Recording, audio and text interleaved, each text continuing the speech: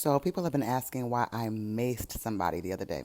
It wasn't here. I mentioned it elsewhere, and people were like, just let me know when you get that story off because I'd like to hear the rest of it.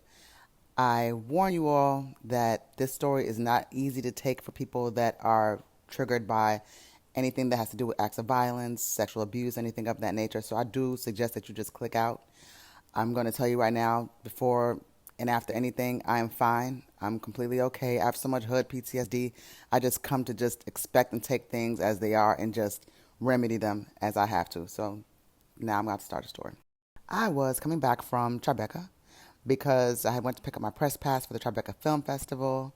Another great year. Today is the conclusion of the Tribeca Film Festival. I've got a ton of video to put out, guys, a lot of content, a lot of reviews, things like that. But definitely coming soon. Anyways, I leave Tribeca, I grab a bite to eat, meet some really cool people, run into some people that I know.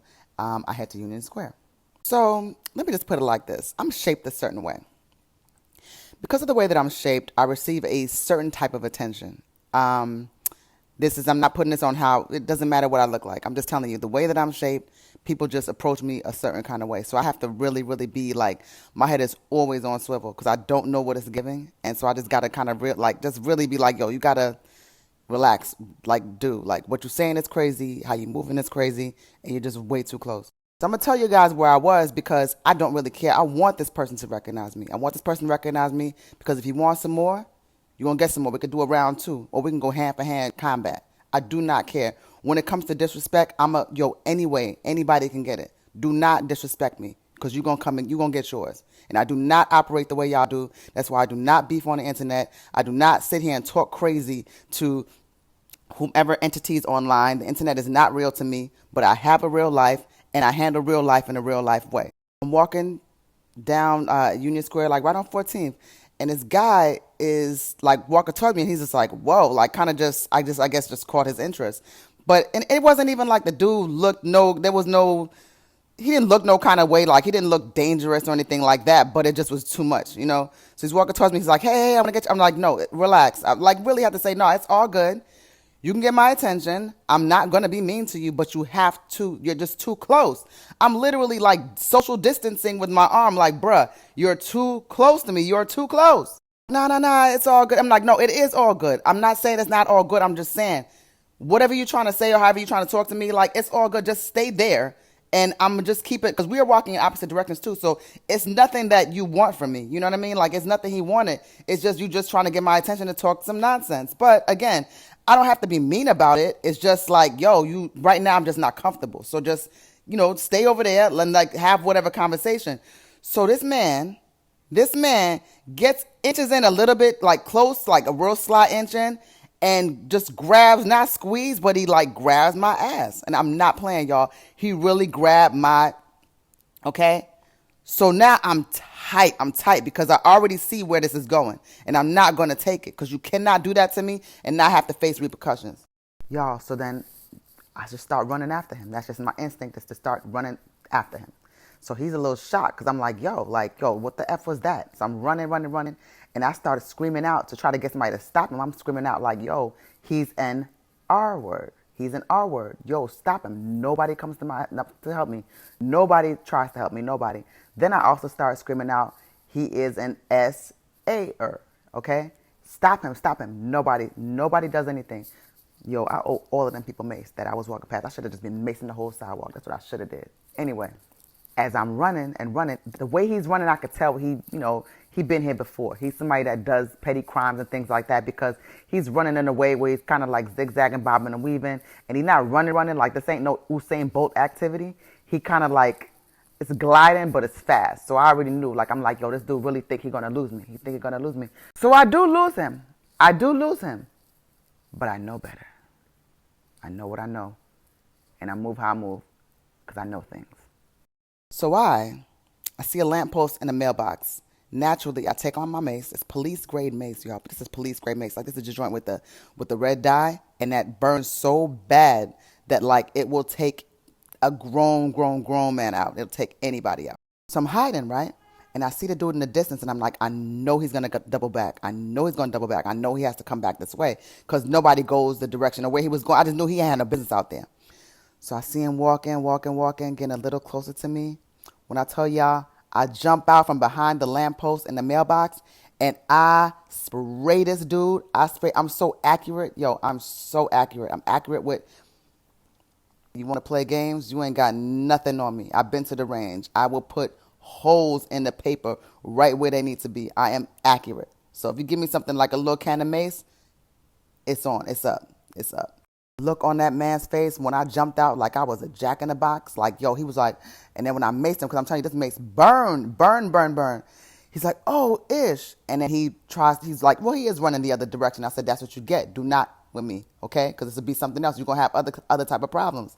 So I burned his face. I emptied half the can. And I also got it on his shirt so he'll look crazy. Now, there's another side to the story that should be told. If you've ever maced somebody, you know. One of the things that could be of consequence is blowback. So yeah, I'm macing out this dude, but some wins. Some wins in Union Square. Got them tall buildings, a lot of things going on. So it was feeling a little, New York was doing a little Windy City activity, So naturally, I end up macing myself. So I'm starting to go back to my way, my destination, where I was headed. And that sucker burned, child. That was burning. I'm talking about, I was looking crazy. I'm trying to open doors that would not open for me if they were open, if these establishments were open. They would, no, I know, I would not have let me in because I was looking crazy. So this man, bless his heart, I don't know him. This man saw me and he was like, yo, like, you good? Like, he's like, nah. I'm like, no, I explained to him the situation. He's like, oh, nah, that's crazy. So he had some napkins I had some napkins with me, but it just wasn't enough. He had napkins on him. This man really like gave me the napkins that he had, helped me pat my head down. Cause I'm like, I'm looking crazy, y'all. I just look crazy. And then he took me to this bodega to get more paper towels and stuff. And he also even just got me a water, like, no, you're good. Then this man says, hey, would you like to get a drink? I'm like, bruh, I just maced somebody. Who's taking my drinks right now? So we go to the bar. A couple doors down, had this really, really, really good. I had a couple of these pear, mango, some sort of like martini or something of that sort. Very, very good, like with a pear puree. Not really a fan of pears that much, but this was good. This was really good. But anyway, that's the story of the macing. And if I see the dude again, I'm just macing him on sight. I do recognize his face. I don't care what he got on.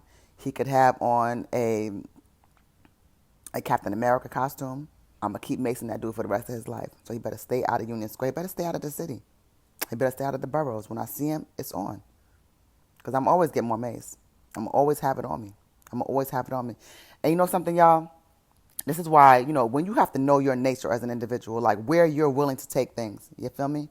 So I'm going to just tie this in real quick. Like, for instance, like, I don't want to really make this about him, but for the John Morant situation, for example, if you got a gun, you don't just play with stuff like that, right?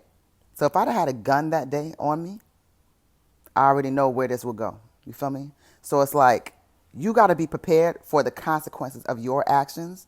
And I don't play with nobody. Like, I'm not playing. I know I'm a jokester and I'm always being like kind of silly a lot of the times, but actually in real life, I'm kind of a serious person. And I really just don't play. I got jokes, but I'm serious. So when you do certain things, it's like when people talk about certain things, yo, what's to this? It's up. Like, what you talking about? Who you talking to? Because I just don't play. I don't play. And that man, like I said, will know it for the rest of his life. I do not care if he is flipping burgers. I'm going to put my mace in his face every single time I see him. And just like he tried to weave away into the crowd with me, I'm going to do the same thing with you. I do not care where you're coming from. You could be a courier. You could be dumping fries.